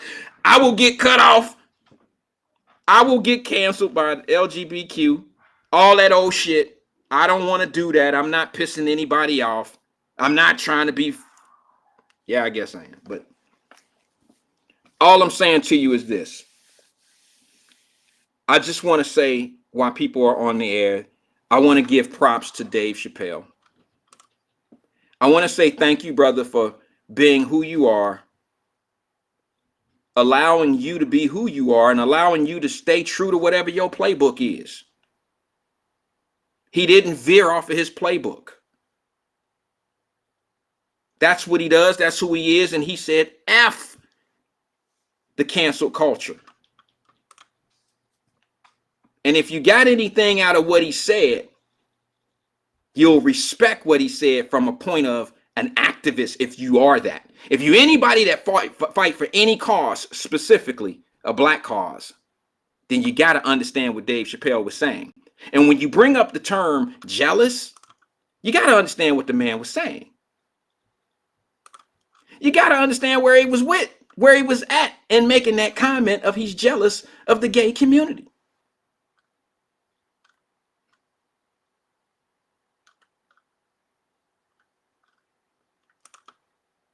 Yeah. Dave Chappelle said a lot. The man is a genius. I know that's a big word, but he deserves that word. Because there were so many messages in what he had to say, and he did it in that little hour and 14, 15 minutes, and he brought it.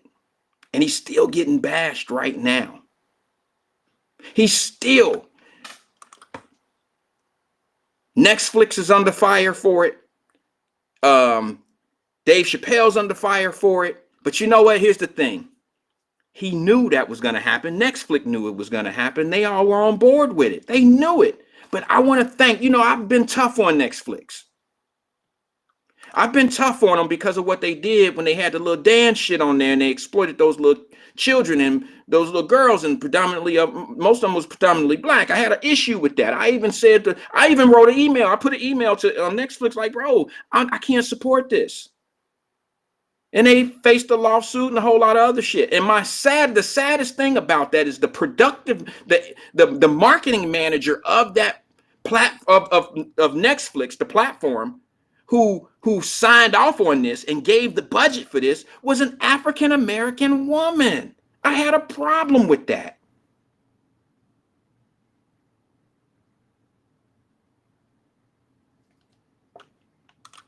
But I do say they made it up. Netflix made it right.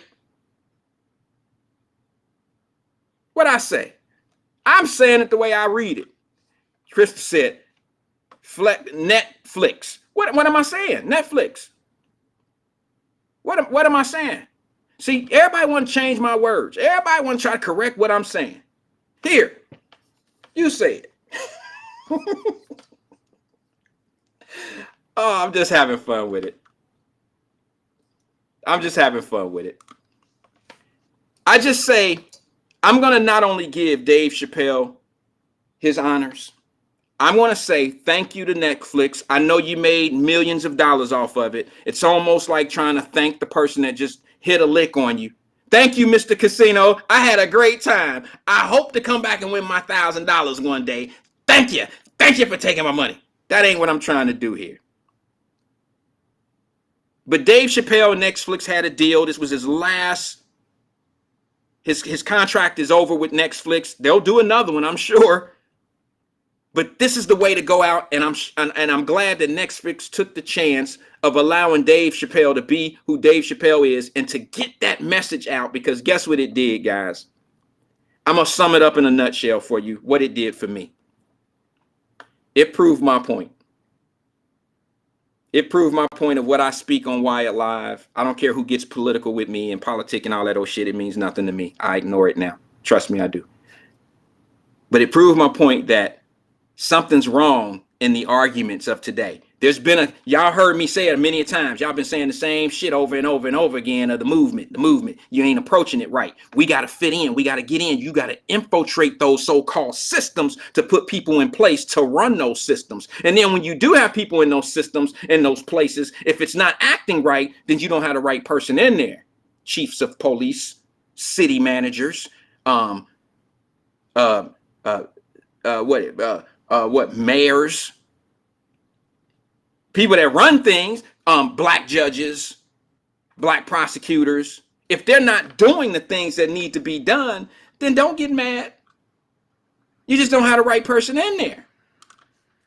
Move on. Let's get the right one in. What the gay community has been able to do, and I feel comfortable with saying this because they know this to be true. Whether you know it or not, or they want to admit to this or not, the truth of the matter is the reason why the gay community has so much power in America is not because they yell the loudest. It's because of the placement. They have the right people in the right place. Bottom line. And Dave Chappelle said it right. See, here's the advantage that the gay community has. It don't take a specific color. See, we can't just be black sometime. That's a full-time job. All right? But you could be gay, undercover, and be white and still have what they call white privilege. So you might have a little insight or inkling of being able to do some things, and then all of a sudden here come a rainbow flag hanging up in their office or some shit, and you find out your boss going to the parade next weekend, and they ask you if you want to come.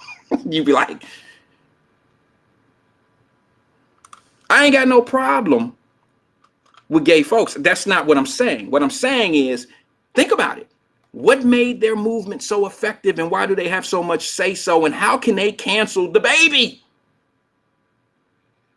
And the black community not cancel the baby? How is that possible? How do they have that much pull? How? Crystal Wheelwright says, where is the chief of police? Which police? Which chief of police you talking about? You talking about Cincinnati? Oh shit, you know he out of here. Man, he been on cruise control since he signed up. Somebody made a great point about the police chief of Cincinnati in the Wyatt-Live messenger group. One of the smart sisters said he come out when it's time to name a street or somebody, or when they getting some federal money for the crime situation, he'll come out.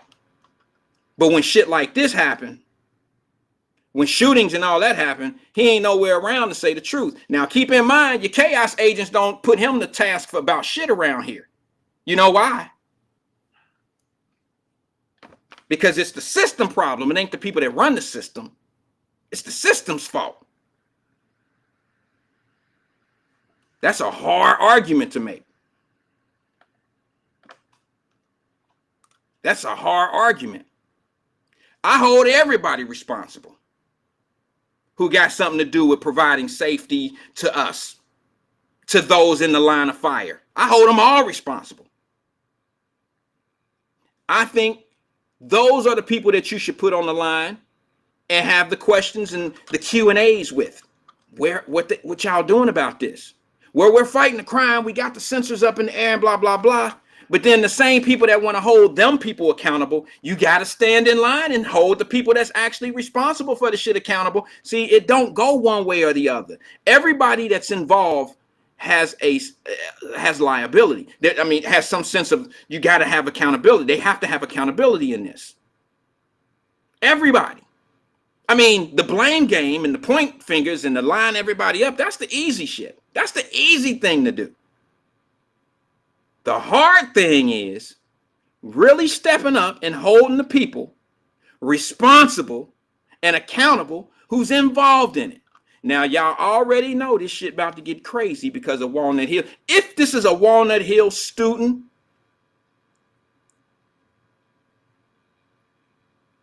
it's going to be different.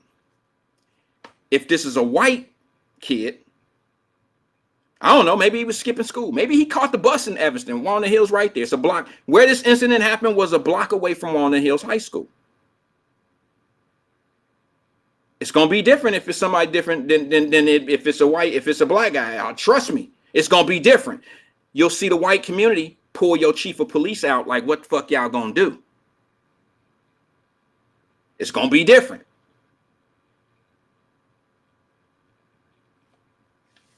It's going to be a different conversation. It's the same shit Dave Chappelle said. I know some get that and some don't. Some get it and some don't.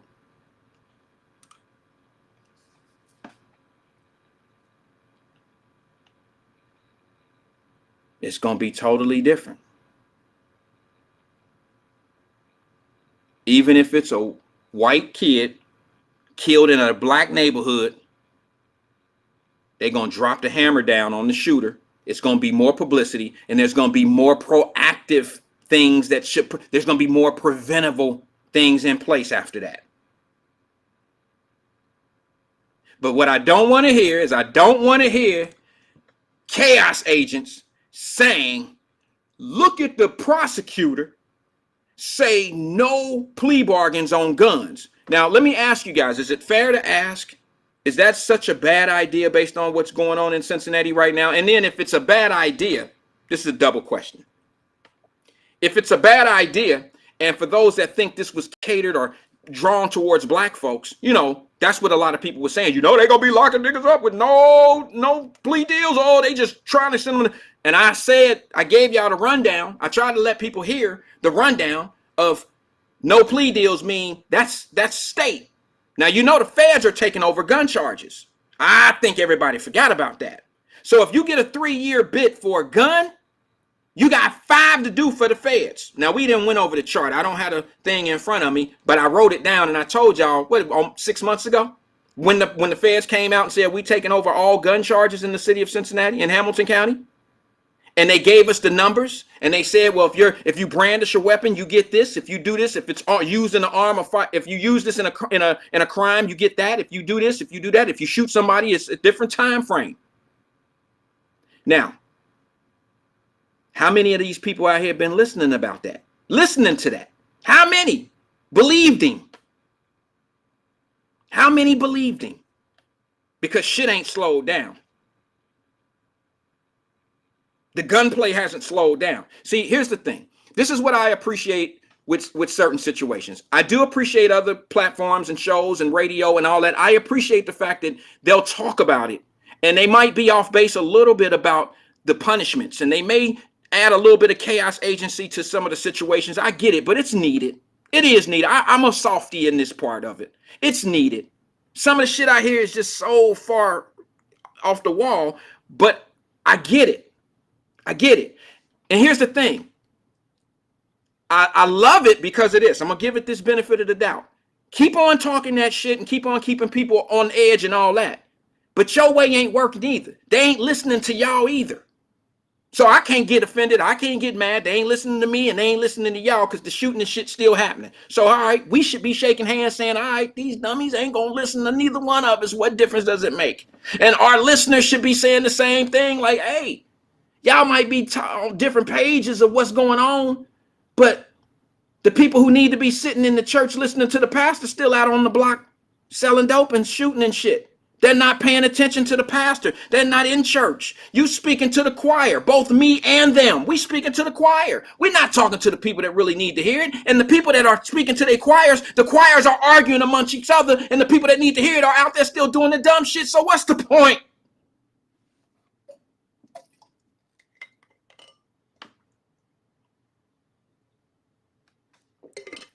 I think the reason why I take the approach that I take is a little bit different. Let me tell you why. Because I think that my approach, not better than anybody's, I just think it's a little bit different. The reason why I come with my approach is because we at least have an opportunity to have the conversation and say, hey, we need to talk to our kids. We need to do this and blah, blah, blah. My conversation to my child is not this. Don't be getting involved in the police because you know the police don't like us. And you know what they do to us. You know, I'm not about to put this stigma in my kid's head about how somebody don't like them. So when they do run into the police, they already on go. Or like, not, some will be scared. And sometimes scared kids or scared people do different things. You don't know how they react to scary situations. But I know when you have them prepared a certain way, sometimes that can go bad. Sometimes they can be fussy and cussy. Sometimes they can be jittery. Sometimes it just don't work out. I think that the way I explain to my children, I don't know how everybody do it, but it's kind of the same way that I have my conversations on Wyatt-Live. And that is I approach it a little bit different. My approach is not somebody that don't like us. And if you do this, I just don't do that. I'm sorry. Now, y'all know I had a little incident with my daughter. She got pulled over for speeding, going up to OSU, going to school, and she called me and she was crying. Now, I ain't gonna lie. I am not gonna lie. It troubled me when my baby was crying. I'm like, what's going on? Why you, what? Dad, I got pulled over for speed. He said I was going 55. I said, is he standing right there? She said, no, he running my license. He back at his car. I said, well, come on, let's have a conversation, baby. Is everything okay? She said, yeah, he just pulled me up. I said, did he say anything crazy to you? No, she was scared. She was just scared because she had never been pulled over before. She didn't panic, but she was a little fear of what I might say. She was more feared at how I was going to feel about her getting a ticket. It wasn't she was scared of the police. She ain't got no reason to be. Well, he said I was doing 65 and it's 60 on the thing. He didn't have to pull me over, but he did, babe. You broke the law. Maybe he didn't, maybe he did. You broke the law. Y'all know my ass. I'm just going to be honest with you.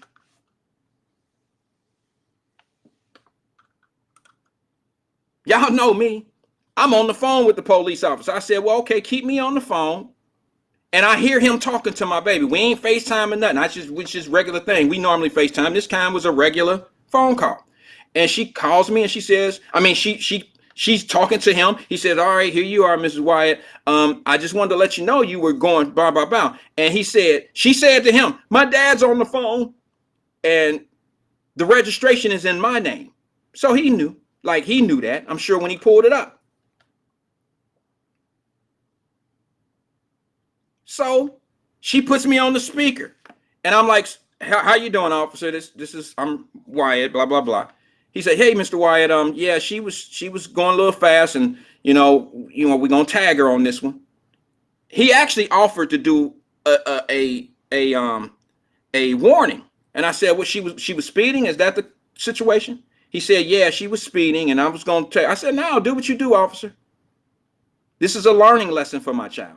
But the point and the moral of this story is my daughter was crying. My daughter was crying because of what she did and how she was worried about what could come from it. She was not crying because she was scared of a police officer. I didn't raise her that way. I didn't raise her to be thinking that if she get pulled over, it's going to be different in life for her. I didn't raise her that way. I'm sorry. Cancel me now. That's not what I do. Raising children is a responsibility. It's not a fucking game.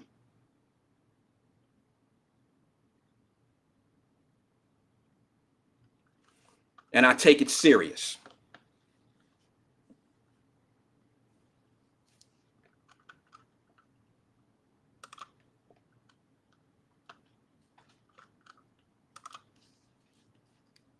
Listen, you choose what you listen to. I choose what I listen to. I choose how I raise my children. You choose how you raise your children. Let's all just live in peace. Find a way to get along. And listen, I promise you, if y'all think that the village of raising children is a dead situation, you're dead wrong. It takes a village. It takes responsible people because everybody's not going to have what everybody else has. Everybody downtown didn't have what everybody had. Everybody in the Faye didn't have what everybody had. But what we all had was discipline, the thing that meant the most. It meant more than anything, the discipline. And I wouldn't trade that for nothing in the world. For absolutely nothing in the world. Okay, hey, Broach, I got your number, bro. I just checked my message. I just wanted to make sure I had it. That's my time, y'all. I'll see y'all tomorrow, 5 o'clock.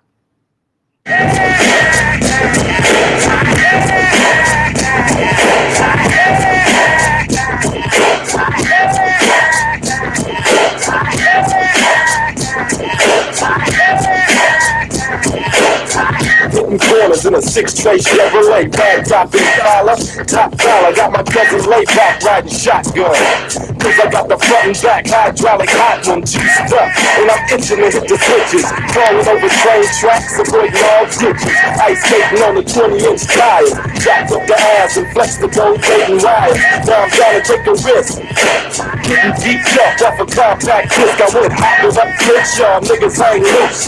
Looking for my homies to celebrate the game truth. And they about to throw a cookout. So I'm putting down the Humphrey, sailing on the lookout for CHP. I was a teenage G, so I'm reading the graffiti. The world say peace treaty.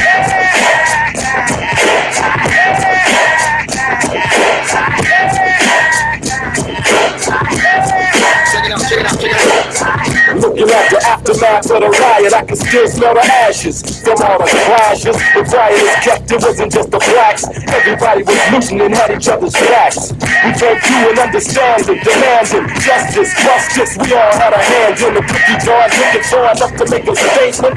There in gates, that's where all the hate went. We passed by a swap meet, been shopping up for years, but it couldn't stop me. See ya, where you wanna be your next door neighbor? Less government relief checks, more labor. 10% blood suckers of the poor took a loss. The exploitation had to show them who was the boss. Teach them not to be so greedy. Had to shut them down. Down by a peace treaty. Down by a peace treaty.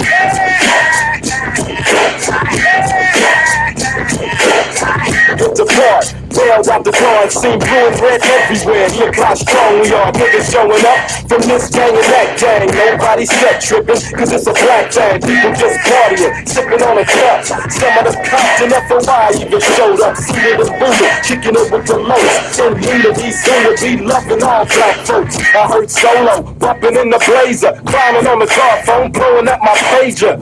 WhatsApp is on the set, just checking out the scenery. Brothers I ain't never met is hitting me up. I had to swallow my pride. Just kept stepping, hit them up and said pride. Ain't no drama cause I'm mobbing with Maybach. I seen Big Jets, J, and K-Mac. They used to work in narcotics.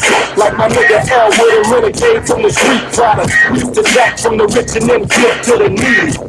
But now it's a peace treaty.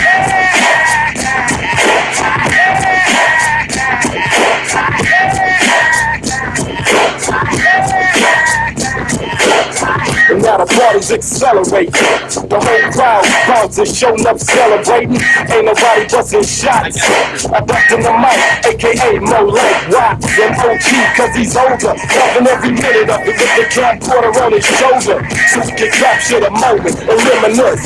I'ma always remember this, because my niggas made the history books, and now the mystery looks a lot clearer. The man in the mirror got power. It's now or never, more than ever. Black people have to stick together. But yo, let's hear it for the Bloods and the Crips. I got to admit it, y'all brothers did it. I just hope it don't cease. For the sake of all our homies that's resting in peace.